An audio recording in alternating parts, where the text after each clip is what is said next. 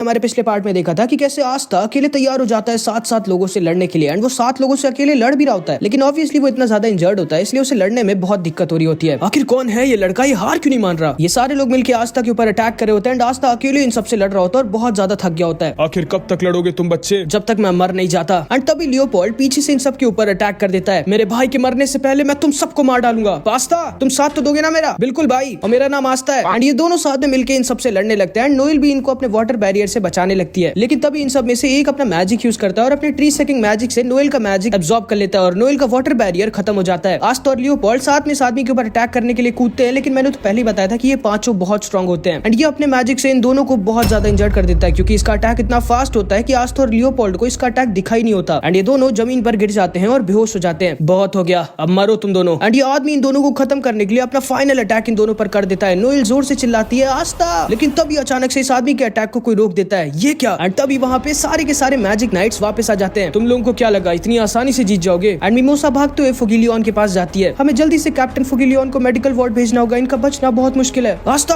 तुम ठीक तो। एंड आस्था बहुत ज्यादा इंजर्ड हो चुका होता है। नोज़ेल बोलता है तुम लोगों ने जो किया है उसके लिए मैं तुम लोगों को बहुत गंदी मौत दूंगा। ऐसी बात है क्या। एंड तभी नोज़ेल इन लोगों के ऊपर अटैक कर देता है, बट तभी ये लड़की अपना मैजिक यूज करती है, सैलामेंडर मैजिक। एंड वो अपने मैजिक से अपने आसपास एक सैलामेंडर बना देती है जो नोज़ेल के अटैक को एब्जॉर्ब कर लेता है। एंड ये सैलामेंडर सारे के सारे मैजिक अटैक्स को एब्जॉर्ब कर सकता है और जितने ज्यादा अटैक से एब्जॉर्ब करेगा उतना ही ज्यादा स्ट्रांग होता जाएगा। एंड तभी ये लड़की आस्था को भी अपने सैलामेंडर से किडनैप कर लेती है। नोज़ेल समझ जाता है कि ये लोग कोई मामूली क्रिमिनल्स नहीं है। अभी तो हम लोग यहाँ से जा रहे हैं, लेकिन हमारा नाम याद रखना तुम सब मैजिक नाइट्स। हमारा नाम है आई ऑफ द डार्क सन और एक दिन हम लोग पूरा क्लोवर किंगडम तबाह कर देंगे। एंड तभी ऑबिटो के टेलीपोर्टेशन मैजिक से ये सब वहाँ से आस्था को लेके भाग जाते हैं। हमें जल्दी कुछ करना होगा, वो लोग आस्था को ले गए। हमारे पास अभी एक कॉमनर की चिंता करने का टाइम नहीं है, हमें हमारे क्लोवर किंगडम का ध्यान रखना होगा। लेकिन कैप्टन नोज़ेल सही कह रहे हैं नोएल, हमें नहीं पता कि वो लोग आस्था को कहाँ लेकर गए होंगे। अभी हमारे क्लोवर किंगडम को हमारी जरूरत है, हमें दोबारा से अपने किंगडम को सेव करना होगा। मिमोसा क्या ये दोनों बच पाएंगे। मैं लियोपोल्ड को तो बचा सकती हूँ, पर फुगिलियन सर का बचना बहुत मुश्किल है। हमें जल्दी इन्हें मैजिक हॉस्पिटल लेके जाना होगा, जिसपे सॉलिड और नेब्रा फुगिलियन पे हंसने लगते हैं। देखो तो क्रिम्सन लायंस का कैप्टन कितना वीक और बेसहारा है और अब तो इसके पास एक हाथ भी नहीं है। लेकिन तभी नोज़ेल इन दोनों को चुप करा देता है और कहता है भले ही उसके पास एक हाथ ना हो, लेकिन फिर भी वो तुम दोनों को आसानी से अकेले हरा सकता है, इसलिए चुप रहो। एंड ये दोनों चुप हो जाते हैं। उसके बाद ये सारे के सारे मैजिक नाइट्स पूरे क्लोवर किंगडम में फैल जाते हैं अपने किंगडम को दोबारा से सेव करने के लिए। लेकिन बेचारी नोएल सिर्फ आस्था के बारे में ही सोच रही होती है। इधर हम देखते हैं सारे लोग आस्था को लेके वापस अपने बेस पे आ जाते हैं। डैड लीडर तुम पे खुश नहीं होंगे क्योंकि भले ही हम मिशन में पास हो गए, लेकिन तुम्हारी वजह से कार्ला पकड़ी गई। चिंता मत करो, लीडर कभी भी जाके उसको छुड़ा सकते हैं। एक मिनट शैली, तुम्हें इसे अंदर लेके नहीं आना चाहिए, इसे यहीं पे खत्म कर दो। क्या।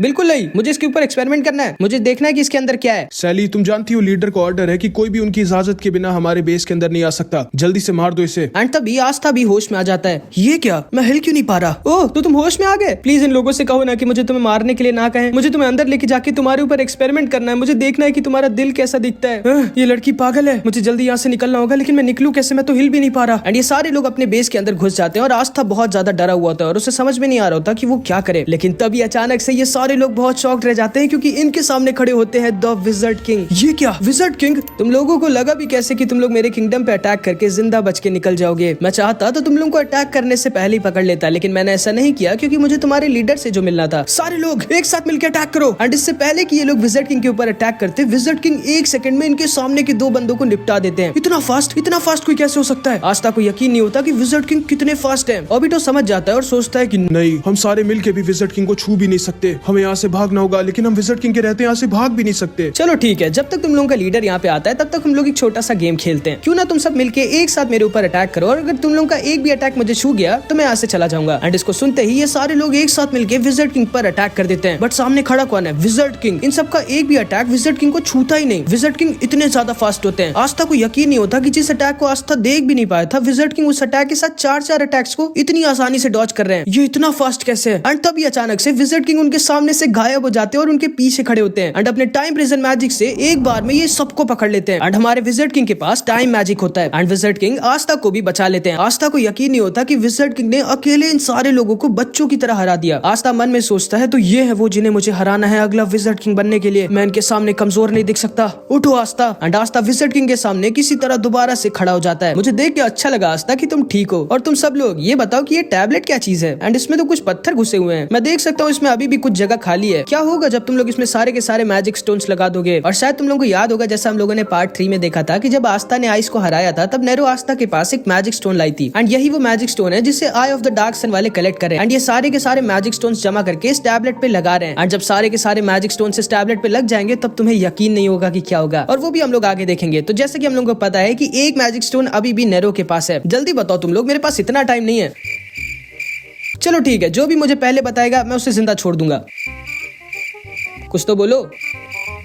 अरे एक मिनट, मैं तो भूल ही गया, मेरे मैजिक की वजह से तुम लोग सांस भी नहीं ले सकते, तो बोलोगे क्या? सॉरी। चलो मैं फिर से तुम सबको आजाद कर देता हूँ। लेकिन तभी अचानक से विजिट किंग को किसी के आने की भनक होती है। ओ तो तुम आ गए, आस्था तैयार हो जाओ। एंड तभी इन दोनों के पीछे एक बहुत जोर की रोशनी जलती है, इतनी तेज की आस्था को अपनी आंखें बंद करनी पड़ती है। एंड तभी इन दोनों के सामने आ जाता है हमारी एनिमे का मेन विलेन लाइट। एंड ये कितना स्ट्रांग होता है ये अभी तुम समझ जाओगे। आस्था अपनी पलकों को सिर्फ एक बार झपकाता है और तभी वो लाइट गायब हो जाती है और उसके साथ वो लाइट, वो सारे लोग और वो टैबलेट भी गायब हो जाता है। आस्था को कुछ समझ में नहीं आता कि ये क्या हुआ विजिट किंग। वो भाग गया मुझे चकमा देके अपने साथियों और उस टैबलेट के साथ। मुझे नहीं लगा था कि इस दुनिया में कोई इतना स्ट्रांग भी बचा होगा जो मेरी स्पीड को टक्कर दे दे। खैर हमारी पहली फाइट में तो वो इस बार जीत गया, लेकिन अगली बार वो नहीं जीतेगा। लेकिन हाँ, वो इसको लेके नहीं भाग पाया, जिसको सुनते ही आस्था एकदम शॉक्ड रह जाता है कि भाई जितनी देर में आस्था ने सिर्फ एक पलक झपकाई उतनी देर में विजिट किंग और लाइट की फाइट स्टार्ट होगी, खत्म भी हो गई। अब तुम लोग सोच सकते हो कितने फास्ट है विजिट किंग और आई ऑफ द डार्क सन का लीडर। आस्था समझ जाता है कि अभी उसे बहुत ज्यादा स्ट्रांग होना होगा। इधर हम देखते हैं फुगी लियोन और लियोपोल्ड मैजिकल वार्ड में पड़े होते हैं। लियोपोल्ड तो फिर भी ठीक होता है, लेकिन फुगी लियोन की हालत बहुत खराब होती है एंड ये सारे लोग फुगी लियोन के लिए बहुत डरे हुए होते हैं एंड नोएल और मिमोसा हमारे आस्था के लिए। लेकिन तभी विजिट किंग हमारे आस्था के साथ वहाँ पर पहुंच जाते हैं। कैसे हो तुम सब? हेलो नोएल, तुम ठीक तो हो ना? एंड आस्था को देख के नोएल और मिमोसा बहुत खुश हो जाते हैं, बट इन दोनों से ज्यादा खुश हो जाता है क्लॉस, जो भागते हुए जाके आस्था को गले लगा लेता है। तुम ठीक तो हो ना आस्था? हाँ मैं ठीक हूँ, लेकिन तुम रो क्यों रहे हो भाई? मैं जिंदा हूँ। नेरो भी खुशी के मारे आस्था को मारने लगती है एंड तभी मिमोसा भी अपने आप को कंट्रोल नहीं कर पाती और नोएल और क्लॉस को उड़ा के जाके उसको गले लगा लेती है एंड फिर शर्मा के दूर हट जाती है और नोएल बहुत गुस्सा हो जाती है। एंड इसके बाद विजिट किंग इन सब के साथ खड़े होते हैं। मैं आई ऑफ द डार्क सन के लीडर से मिला जिसने फुगी लियोन पर अटैक किया था, और मैं ये कहना तो नहीं चाहता पर उनका लीडर सच में बहुत ज्यादा स्ट्रांग है और ये भी हो सकता है कि वो मुझसे भी ज्यादा स्ट्रांग हो। सर, फुगी लियोन ने अपने गले में जो पेंडेंट पहना था वो गायब है। ओ जरूर से फुगी लियोन का पेंडेंट भी एक मैजिकल स्टोन होगा जो उन लोगों को अपने टैबलेट पे लगाना होगा, तभी उन लोगों ने फुगी लियोन पे अटैक किया। एंड तभी सिल्वर ईगल की फैमिली वाले वहाँ से जाने लगते हैं। नोजेल बहुत ज्यादा गुस्सा होता है क्योंकि भले वो फुगी लियोन का राइवल है, लेकिन ये दोनों भी आस्था और यूनो की तरह एक दूसरे को सीक्रेटली पसंद करते हैं। एक मिनट, मतलब वो वाला पसंद नहीं, ठीक है, रिस्पेक्ट वाला पसंद भाई, कुछ गलत मत समझ लेना। एंड नोजेल अपने मन में बोलता है तुम चिंता मत करना फुगी लियोन, मैं तुम्हारा बदला जरूर लूंगा। एंड ये तीनों वहाँ से चले जाते हैं। इधर हम लियोपोल्ड को देखते हैं जो अभी भी इंजर्ड होता है एंड वो अपने पास्ट को याद कर रहा होता है। भैया वो आपके सर पे डायमंड कैसा बना है? लियो, ये एक प्रॉमिस है जो मैंने अपने आप से किया है एंड इसको मुझे मरते दम तक पूरा करना होगा। इसके बाद हम देखते हैं विजिट किंग इन सबसे कह रहे होते हैं मुझे बहुत दुख हुआ फुगी लियोन के साथ जो हुआ एंड हम उसे बचा नहीं पाए, लेकिन हम उसका बदला जरूर लेंगे। सही कहा। एंड तभी लियोपोल्ड बाहर आकर खड़ा हो जाता है। लियो, तुम्हें अभी नहीं खड़ा होना चाहिए। सही कहा आपने विजिट किंग, मैं लूंगा अपने भाई का बदला। आस्था, मुझे खुशी है कि तुम जिंदा हो क्योंकि हम इतनी आसानी से नहीं मर सकते। अभी हमें बहुत ज्यादा स्ट्रांग होना है। मैं वादा करता हूँ कि मैं बहुत स्ट्रांग बनूंगा और अपने भाई का बदला लूंगा। मैं एक भी दिन रेस्ट नहीं करूंगा और हर दिन बहुत ज्यादा मेहनत करूंगा और तब तक मेहनत करना नहीं छोड़ूंगा जब तक मैं एक दिन विजिट किंग नहीं बन जाता। तैयार हो ना मेरे राइवल आस्था? एंड लियो भी अपने आप से ये प्रॉमिस कर लेता है, हाँ मैं तैयार हूँ,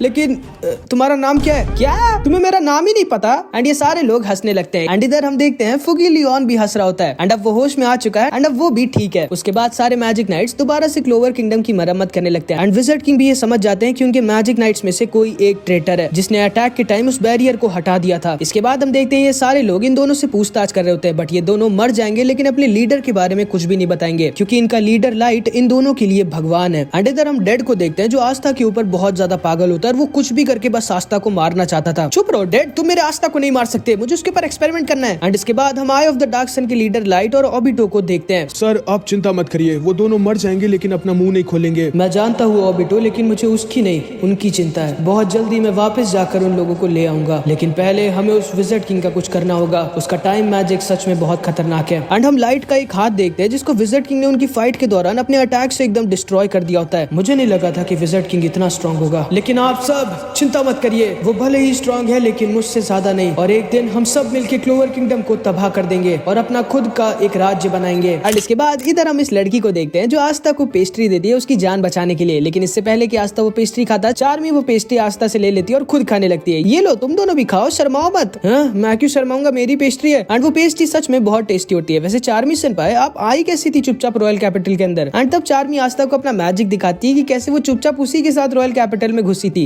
एंड तभी हम देखते हैं वहाँ से यूनो की भी स्क्वाड जारी होती है। ओ यूनो, कम से कम एक हाय तो बोलते जाओ, किस बात की ऐठन है तुम्हारे अंदर। एंड चार्मी आस्ते से कहती है, एक मिनट, तुम मेरे प्रिंस को कैसे जानते हो? मैं जानता हूँ कि तुम बहुत स्ट्रांग हो गए हो, लेकिन ये मत बोलो कि मैं तुमसे भी ज्यादा स्ट्रांग हूँ। जिसको सुनते ही यूनो आस्था के ऊपर एक बहुत ही स्ट्रांग अटैक यूज कर देता है, जो कि इतना स्ट्रांग होता है कि अगर आस्था की जगह कोई और मैजिक नाइट होता तो वो काम से गया था। लेकिन सामने कौन खड़ा होता है? हमारा आस्था। एंड वो अपनी तलवार निकालता है और वो यूनो के अटैक को रोक देता है, लेकिन उसके अटैक से वो नीचे जरूर गिर जाता है। एंड तभी उसको यूनो का एक मैसेज दिखता है जिसमें लिखा होता है, मैं ठीक हूँ, तुम बताओ। अबे पागल है क्या, मुंह से नहीं बोल पा रहा था? अभी तुम सब मारे जाते। एंड यूनो आस्था को इग्नोर करके वहां से चला जाता है। क्लॉस सोचता है कि अचानक से यूनो का विंड अटैक इतना स्ट्रांग कैसे हो गया। एंड वो इसीलिए हुआ है क्योंकि यूनो के पास अब विंड स्पिरिट शिल्फी भी है। और आस्था और यूनो दोनों अंदर से बहुत खुश होते हैं एक दूसरे के लिए कि वो लोग अब इतने स्ट्रांग हो गए। इसके बाद हमारा आस्था वापस लौट जाता है अपने ब्लैक बुल स्क्वाड के पास। मैग्मा सेंपाई, फिर विज़र्ड किंग ने मेरी तारीफ की और मुझे बना दिया जूनियर मैजिक नाइट। क्या? लेकिन जूनियर मैजिक नाइट होता क्या है? मुझे नहीं पता। बेवकूफो, तुम लोगों को ये नहीं पता कि जूनियर मैजिक नाइट क्या होता है? कोई बात नहीं, तुम लोगों का कभी प्रमोशन नहीं हुआ है ना, इसलिए तुम लोग अभी तक की सुपर जूनियर मैजिक नाइट हो। और आस्था अब जूनियर मैजिक नाइट हो गया, मतलब तुम लोग से भी ऊपर। और क्योंकि चार्मी ने अकेले उस चुड़ैल को हराया था, इसलिए अब वो सीनियर मैजिक नाइट है। ये मैं सीनियर मैजिक नाइट बन गई, मतलब मुझे अब और खाना मिलेगा। और तुमने भी बहुत अच्छा काम किया Aastha. Thank you Yami sir. मैं जा रहा हूँ और ट्रेनिंग करने, ताकि मैं और ज्यादा स्ट्रांग बन पाऊँ और एक दिन बन जाऊँ विज़र्ड। चुप रहो, पागल हो क्या? जाके थोड़ा रेस्ट कर लो, वरना रेस्ट इन पीस हो जाओगे। मुझे रेस्ट की जरूरत नहीं है, तुम्हें है गधे। लेकिन मैं करूंगा क्या अपने रेस्ट पे? मेरे साथ चलो, आज मैं तुम्हें एक ट्रिपल डेट पे लेके चलता हूँ। क्या डेट? एंड नोएल एकदम शॉक्ड रह जाती है क्योंकि उसका प्यारा आस्था डेट पे जा रहा होता है। और फिर फिनरल आस्था और मैक्स के साथ कोयल टाउन पहुंच जाता है। एंड उसके पीछे चुपचाप नोएल भी आ जाती है क्योंकि वो नहीं चाहती थी कि उसका प्यारा आस्था किसी और लड़की के साथ डेट पे जाए, जैसे कि इस गधे को कोई लड़की पसंद करेगी। उसके बाद ये तीनों के तीनों एक होटल में आ जाते हैं जहाँ पर इन तीनों की 3 लड़कियों के साथ एक मिक्स डेट होती है। ठीक है, मैं हमारी डेट को स्टार्ट करता हूँ। मेरा नाम है फिनरल और मैं 21 साल का हूँ। और फिनरल इन तीनों को एक एक फ्लावर दे देता है और ये तीनों लड़कियां खुश हो जाती हैं। बहुत अच्छे, अभी तक की तो हमारी डेट सही जा रही है। तुम्हारी बारी मैक्स, अपने बारे में बताओ कुछ। ओह मेरी बारी। मेरा नाम है मैक्स और मैं 18 साल का हूँ और मुझे लोगों को जान से मारना बहुत पसंद है। मुझे मजा आ जाती है जब मैं लोगों का खून देखता हूँ, जिसे सुन के ये तीनों लड़कियां थोड़ा सा डर जाती हैं। लेकिन इन तीनों से भी ज्यादा डरा होता है हमारा आस्था, क्योंकि उसको समझ में नहीं आ रहा था कि वो क्या बोले। तो वो उठ के अपनी बॉडी दिखाने लगता है। हाय, मेरा नाम है 15 और मैं आस्था साल का हूँ। ये दोनों लड़कियां सोच रही होती हैं कि आज तो हम लोग गलत फंस गए। ये तीसरी वाली को कुछ फर्क ही नहीं पड़ रहा होता इन सबसे। एंड इस लड़की का नाम रेबेका होता है। फिनरल समझ जाता है कि लड़कियां बोर हो रही हैं। भाई ठीक है, अब तुम लोग भी अपना नाम बताओ। लेकिन ये तीनों कुछ भी नहीं बोलती। फिनरल सोचता है उसे जल्दी कुछ करना होगा टॉपिक को और ज्यादा इंटरेस्टिंग बनाने के लिए। अच्छा, तुम लोग जानना चाहती हो कि हम मैजिक नाइट्स क्या करते हैं? हाँ हाँ जरूर। लक, अपने कुछ मिशन के बारे में बताओ यार। हाँ हाँ जरूर। मैं अपने पिछले मिशन में कुछ लुटेरों से लड़ रहा था और मैं उन्हें जान से मार नहीं सकता था, तो मैंने उनके दोनों हाथ पैर उखाड़ कर फेंक दिए ताकि वो लोग भाग ना पाए। मुझे बहुत मजा आई थी उस दिन। ये लड़की सोचती है कि ये लड़का सही में मैजिक नाइट है या फिर कोई साइको किलर है। उसके बाद मैंने एक लुटेरे के पेट के अंदर अपना हाथ। चुप हो जा भाई, मेरे डेट की ऐसी की तैसी मत कर। आस्था, तुम बताओ तुमने कैसे रॉयल कैपिटल को बचाया था इस बार? हाँ मैंने देखा था, तुम अकेले 7 लोगों से लड़ रहे थे। ओ हाँ, वो मैं लड़ रहा था, लेकिन मैं बहुत इंजर्ड भी हो गया था। एंड आस्था उठ के अपनी चोट इन सबको दिखाने लगता है। वाह, इस छेद से तो मैं तुम्हारा दिल देख सकता हूँ। ये तीनों लड़कियां वहाँ से भागना चाहती थी। मैंने बहुत गलत किया इन दोनों को मेरे साथ लाके। एंड इधर हम नोएल को देखते हैं जो एक वेट्रेस बन के इन लोगों पे नजर रखी हुई होती है। मुझे पता था इस लड़के को कोई लड़की कभी पसंद कर ही नहीं सकती। ओए वेट्रेस, थोड़ा पानी देना, खुद जाके ले ले। एंड इधर हम सेक्के को भी देखते हैं। तुम्हें शायद ये याद होगा जिसकी आस्था ने पार्ट 2 में बैंड बजाई थी। एंड हमेशा की तरह ये लंबी लंबी फेंक रहा होता है। फिर क्या, मैंने उन 10 के 10 शेरों को अकेले हरा दिया। ओए वेट्रेस, पानी दो। लो पानी। एंड इसके बाद हम लक को देखते हैं जो इसे एक लड़की से बात करने लग जाता है। वाह, तुम्हारा मैजिक तो कमाल है, तो तुम इससे बाल काटती हो, ये तो बहुत ही मुश्किल होगा। जिसको सुन के ये लड़की थोड़ा सा शर्मा जाती है। वैसे ये लड़का है तो थोड़ा सा क्यूट और दिल का भी बहुत साफ है। एक मिनट, मुझे पागल के लिए अच्छा क्यों लग रहा है? वैसे तुम भी मुझे अपना मैजिक दिखाओ लक। हाँ हाँ क्यों नहीं, चलो बाहर। एंड ये दोनों उठ के बाहर जाने लगते हैं। बहुत अच्छे लक, तुम तो छुपे रुस्तम निकले। वैसे टाइला, मैंने सुना है कि पैरेट टाउन का सनसेट बहुत सुंदर होता है, चलोगी क्या तुम मेरे साथ देखने? हाँ क्यों नहीं। एंड ये दोनों भी वहाँ से चले जाते हैं। अब बचते हैं सिर्फ आस्था और रेबेका। अब मैं क्या करूँ? मैं और ये तो अकेले हैं यहाँ पर, मुझे कुछ बात करनी होगी, लेकिन क्या बात करूँ? मैं हार नहीं मान सकता। ठीक है, वैसे ऐसा मत करना। ये एक अव्वल दर्जे वाली शापित चीज है, इसे खाकर ये लड़का मर जाएगा। लेकिन हो सकता है एक आखिरी उम्मीद।